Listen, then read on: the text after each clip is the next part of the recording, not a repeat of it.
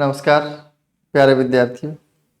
Net के पाठ्यक्रम की एक और कविता लेकर मैं उपस्थित हूँ और ये कविता एक महान कवि का एक महान कवि से संवाद है। हमारे यहाँ कहा जाता है कि कवि को अपनी पूर्व परंपराओं का ज्ञान होना चाहिए। कालिदास संस्कृत के बहुत महान कवि हैं और ऐसे कवि हैं, मुझे लगता है कि संस्कृत जो नहीं जानते वो भी कालिदास को जानते होंगे। और यह रचना प्रक्रिया पर बात करती है। मुख्यतः यह कविता असल में कवि क्या सोचकर कोई कविता लिखता है, और जब कोई कवि किसी चरित्र की सृष्टि करता है तो उसमें कवि का अंतस कितना महत्वपूर्ण होता है, ये खास बात है। हम दो शब्दों की बार बार बात करते रहते हैं, सहानुभूति और स्वानुभूति। स्वानुभूति का मतलब होता है कवि की निज की अनुभूति, जो कवि ने भोगा हो उसकी अभिव्यक्ति अगर कवि करता है तो वो स्वानुभूति के आधार पर अभिव्यक्ति मानी जाती है।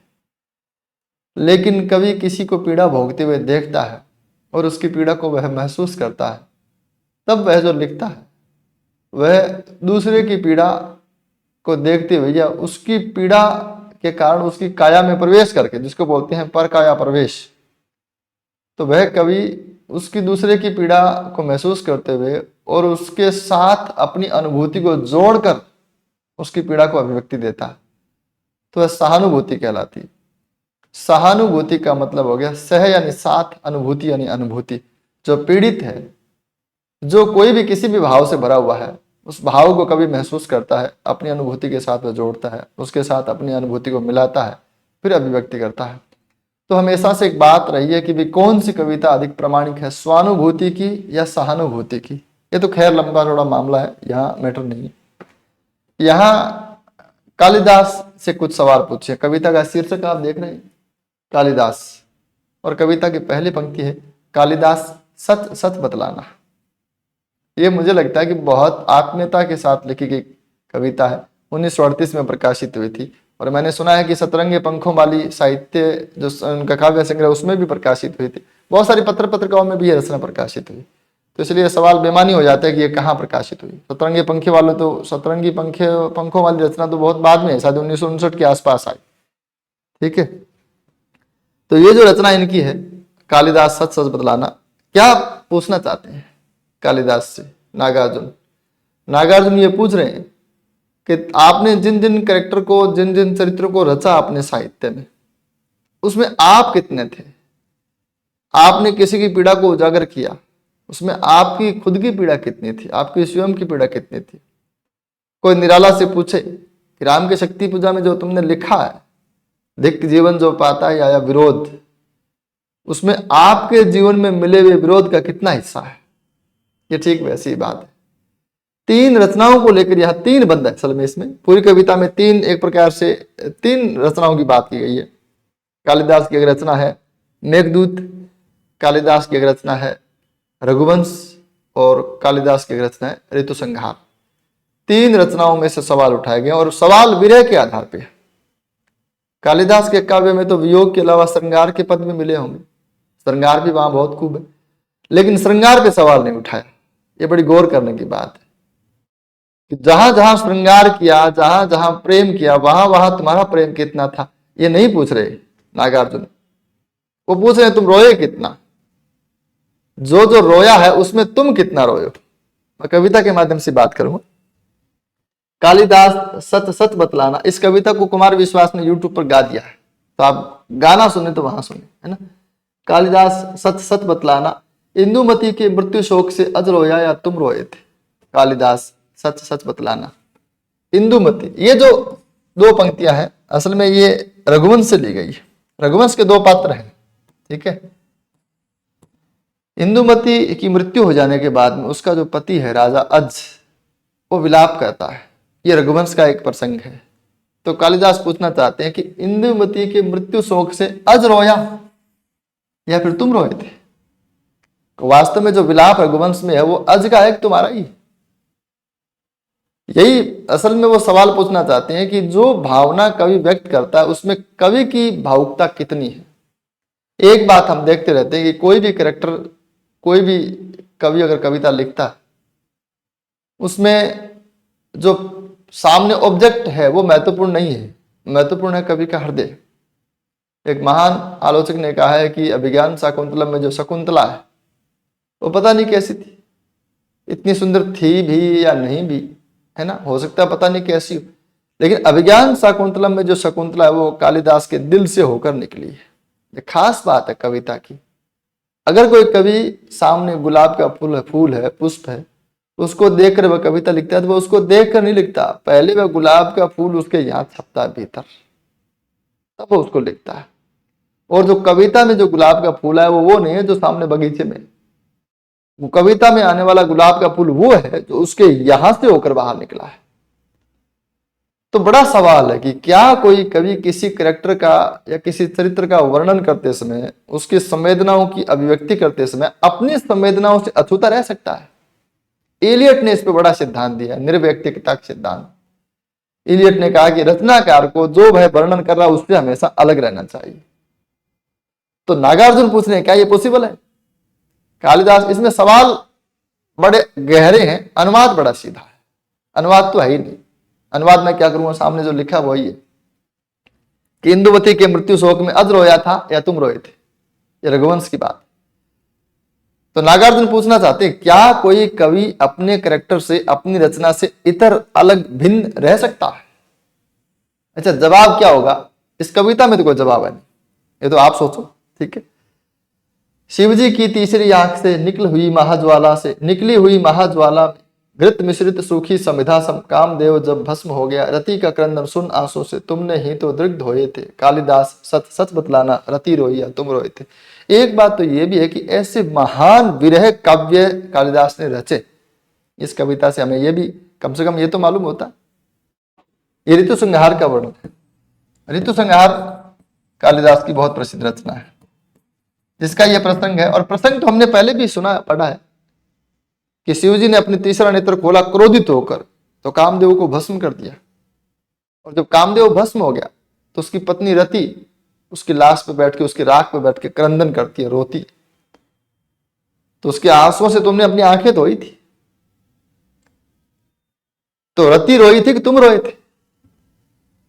शिवजी की तीसरी आंख से, क्रोध के कारण शिवजी की जब तीसरा नेत्र खुला, निकली हुई महाज्वाला से जो भयंकर अग्नि निकली, घृत मिश्रित सूखी समिधा, समिधा कहते हैं यज्ञ में डाली जाने वाली जो लकड़ी होती है, जो शमी वृक्ष की लकड़ियां होती है, समिधा उसको कहते हैं, जो घी से मिश्रित हो।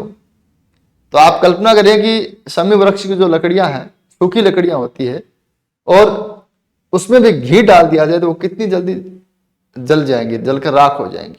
कामदेव भी उतनी ही जल्दी जलकर भस्म हो गया था। जैसे समिधा की सूखी लकड़ियां घी डाल देने के बाद में किस प्रकार से तेजी से आग पकड़ती हैं और जल जाती है, राख हो जाती है, उसी प्रकार से शिवजी के तीसरे नेत्र के क्रोध के सामने, उसकी क्रोध की प्रचंड ज्वाला के सामने कामदेव बहुत पल भर में भस्म हो गया था। कामदेव जब भस्म हो गया, रति का, ये नैरेटिव है, ये वर्णन है, ब्यौरा, ठीक है। रति का क्रंदन सुन आंसू से तुमने ही तो दृग्ध होए थे। दृग्ध होने का मतलब क्या है? अपने नेत्रों को पवित्र किया था, ऐसा मार्मिक वर्णन तुमने किया है, ये कहना है इसका। तुमने ही तो दृग्ध होए थे, इसका मतलब है कि रति के क्रंदन का इतना मार्मिक वर्णन तुमने किया है कि लगता नहीं है रति का विलाप है, ये लगता है जैसे तुम खुद ही रो रहे हो। यहां मुझे ये लगता है कि वो सवाल पूछने की बजाय ज्यादा ये कहना चाहते हैं कि तुमने जो लिखा है और तुमने जो रति का क्रंदन चित्रित किया है अपने कविता में, कहीं लगता नहीं है कि कोई, या तो यूं नहीं लगता कि किसी कवि ने कविता लिखी है, ऐसा लगता है रति खुद ही अपनी पीड़ा व्यक्त कर रही है। और या यूं नहीं लगता कि रति नाम की कोई स्त्री रो रही है, ऐसा लगता है कालिदास ही रो रहा है। यहां ये बात भी व्यंजित होती है अप्रत्यक्ष रूप से कि कालिदास के विरह वर्णन में कितनी गहराई है, कितना भावपूर्ण और कितना प्रभावशाली है वो विरह वर्णन, कि जिसको पढ़कर ऐसा लगता है जैसे रति रोई थी कि तुम रोए थे। भाई ये सवाल की तो हमने चर्चा कर ली, बार बार करने की जरूरत नहीं है। वो पूछते हैं कि तुम्हारी भावना इसमें कितनी है? क्या किसी कैरेक्टर का, किसी घटना का, किसी बात का चित्रण करते समय, और खास तौर से विरह का, वेदना का, पीड़ा का, रोने का, आंसुओं का चित्रण करते समय क्या कभी अलग रह सकता? और अलग रहता तो क्या इस प्रकार का विश्वसनीय रति क्रंदन बन पाता? मुझे तो लगता है कि वो सवाल पूछने ज्यादा उनकी प्रशंसा कर रहे हैं। कि इतना विश्वसनीय है रति का क्रंदन, ऐसा लगता है कभी खुद ही रो रहा। और जब मुझे लगता है कभी रोया ही नहीं हो, वो किसी का क्रंदन कैसे लिखेगा? किसी को वियोग हुआ ही नहीं हो तो किसी का वियोग वो कैसे लिखेगा? तो कालिदास ये जो लिखा ना, तुमने ही तो दृग्ध हुए थे, दृग्ध होने का मतलब है कि तुमने इतना जीवंत वर्णन उसके अंदर का किया था। तो कालिदास सच सच बतलाना, रति रोइया तुम रोए थे। ठीक, अगला बंद, एक बंद और इसका, ये मेघदूत का है। मेघदूत का प्रसंग मैंने थोड़ा हो सकता है कभी पहले भी आपको बताया। मेघदूत का, जैसे मेघदूत रचना का नाम है कालिदास की, और ये एक प्रकार से संदेश, जो संदेश राशि की परंपरा में हमने वहां बात की थी। अलका नगरी में एक यक्ष था जिसको कुबेर ने उस नगरी से निकाल दिया बाहर। तो जब वर्षा ऋतु आती है तो यक्ष को अपनी पत्नी की याद आती है और वह अपनी पत्नी को संदेश भेजना चाहता है। तो वह संदेश किसके साथ भेजे? तो रामगिरी पर्वत पर वह रहता है। ये सारे आपको मेघदूत में मिलेंगे सारे वर्णन। तो रामगिरी पर्वत पर रहता है, तो वह उन एक बादल को अपना दूत बनाता है, अपनी पीड़ा बताता है। और उसकी जो पीड़ा है, उसका जो संदेश है यक्ष का, वो आषाढ़ के पहले दिन से शुरू होता है। आषाढ़ से प्रथम दिवस है, आपने सुनी होगी, बहुत प्रसिद्ध उक्ति कालिदास की। तो आषाढ़ के पहले दिन से वो संदेश प्रारंभ होता है और वह इतना कारुणिक संदेश है। बहुत, मुझे लगता है कि विश्व साहित्य में यक्ष का जो संदेश बादल को दिया गया कि जाके मेरी पत्नी को यह कहना, ये अपने आप में पूरे विश्व साहित्य में बड़ी मौलिक उपलब्धि है कालिदास की, और बड़ी एक हमें गर्व करने लायक चीज हमारे लिए। तो वही बात फिर से आती है, नागार्जुन कहता है इतना विश्वसनीय कैसे लिखा? क्या तुमने भी किसी को कभी संदेश दिया था? क्या तुम भी कभी उसी परिस्थिति से गुजरे होंगे जो यक्ष गुजरा होगा? या फिर यक्ष तुम्हारी कल्पना है, वो तुम्हारी ही पीड़ा है, वो तुम्हारा ही संदेश है, तुम्हारी ही बेचैनी है, तुम्हारा ही विरह है, तुम भी किसी को कुछ कहना चाहते हो सकता है यक्ष कल्पना। ये बात वो पहले ही कहते हैं, कहीं ठिकाना कालिदास के व्योम प्रवाही गंगा जल का, कहा गया धनपति कुबेर वह, कहाँ गई वह नगरी अलका, ये उसने पहले भी कहा। तो नागार्जुन का भरोसा भी नहीं है कि ये यक्ष हुआ था कि नहीं हुआ था। हो सकता है तुमने वो पीड़ा झेली हो, तुम ही किसी को कुछ कहना चाहते हो। तो वही नैरेटिव से बात स्टार्ट होती है, ब्यौरे से, है ना। वर्षा ऋतु की स्निग्ध भूमिका, बड़ी सुंदर कविता ये। नागार्जुन जैसे हैं, और जैसे नागार्जुन राजनीतिक कविताओं के लिए, है ना, थप्पड़ मार कविताओं के लिए, और नुक्कड़ कविताओं के लिए, कंटेम्प्रेरी इशू की कविताओं के लिए, और बहुत ही आक्रोश भरी कविताओं के लिए जाने जाते हैं, वही ये कविता बहुत ही नरम और नाजुक कविता है। वर्षा ऋतु का स्निग्ध भूमिका, वर्षा ऋतु की स्निग्ध भूमिका, भूमिका का मतलब है वर्षा ऋतु का प्रारंभ, स्निग्ध यानी कोमल। आषाढ़ का महीना जब प्रारंभ होता है, बादल छा जाते हैं, वर्षा ऋतु की पहला दिन जब होता है, वर्षा ऋतु जब प्रारंभ होती है, तो मौसम बड़ा सुहाना हो जाता है, क्योंकि कई दिनों की प्रचंड गर्मी के बाद में आदमी को ठीक ठीक लगता है। बहुत दिनों की प्रचंड गर्मी हो, हालांकि बरसात ऋतु आगे भी चलती है, लेकिन जब अचानक बहुत दिनों से गर्मी हो, जब पहली बरसात हो, ठीक ठाक हो जाए, ठीक ठाक घंटे 2 घंटे बरसे, तब 5 मिनट बरसे तो भयंकर गर्मी और हो जाती है, बढ़ जाती है। लेकिन घंटे 2 घंटे बरसे तो उसके बाद में जब दिन खुलता है तो बड़ा आनंद आता है, आदमी को बड़ा अच्छा लगता है। बहुत दिनों गर्मी के बाद वो सुकून महसूस करता है, इसलिए लोग प्राय पहली बरसात में नहाते हैं। तो वर्षा ऋतु की स्निग्ध भूमिका यानी आषाढ़ का पहला दिन, प्रथम दिवस आषाढ़ मास का पहला दिन। और देख गगन में श्याम घन घटा, देख गगन में, आकाश में, जब देखा घन बादलों की श्याम काली घटा, जब आकाश में काले बादलों की घटा देखी। आकाश में काले बादलों की घटा देखकर विरहिणियां ही दुखी होती। ये पहला विरही है जो दुखी हो रहा। बहुत कम ऐसे विरही हैं जो आकाश में काली छाती हुई घटा को देखकर दुखी होते। ऐसा ब्यौरा हमें कम मिलता है, ऐसा वर्णन कम मिलता है, यक्ष का मिल रहा है। कालिदास ने क्या खूब मतलब एक चरित्र वो स्थापित कर दिया, एक मिसाल स्थापित की। विदुर तो उसको कहते हैं जिसकी पत्नी का देहांत हो चुका है। तो मैंने मेघदूत नहीं पढ़ा, मुझे आइडिया नहीं है कि उसकी पत्नी का देहांत हो गया था, कि भाई वो अलका से बाहर उसको निकाल दिया था, इसलिए वो अपनी पत्नी से दूर है, लेकिन वह अपनी पत्नी से अलग है। यक्ष का मन जब उचटा, जब उसका मन उचट गया, उसका मन दुखी हुआ कि मैं यहां तू वहां, है ना, इस प्रकार के मन में उसकी स्थिति आई। तो खड़े खड़े तब हाथ जोड़कर, तब खड़े खड़े यक्ष ने हाथ जोड़कर चित्रकूट पर्वत के उस सुभग सुंदर शिखर चोटी पर उस बेचारे ने भेजा था जिनके ही द्वारा संदेशा, उन बेचारे ने जिनके द्वारा संदेशा भेजा था, किनके द्वारा? बादलों के द्वारा, उन पुष्करावर्त मेघों का। पुष्करावर्त ये कोई मेघों की अधिपति है, कोई मेघों के देवता है पुष्करावर्त, है ना। मेघों का साथी बनकर उड़ने वाले। तो ऐसा तो नहीं है कि उन मेघों का जिनके माध्यम से, उन बादलों का जिनके माध्यम से कालिदास ने संदेश भेजा था, उनके माध्यम से हो सकता है तुम ही उड़ के गए हो, उनका साथी बनकर तुम ही उड़ के गए हो, उन सारे के सारे प्रसंग में तुम खुद शामिल रहे हो। कालिदास सच सच बतलाना, पर पीड़ा से पूर पूर हो, थक थक कर ओ चूर चूर हो, अमर धवल गिरी के शिखरों पर प्रियवर तुम कब तक सोए थे, सोया यक्ष रोया यक्ष कि तुम रोए थे।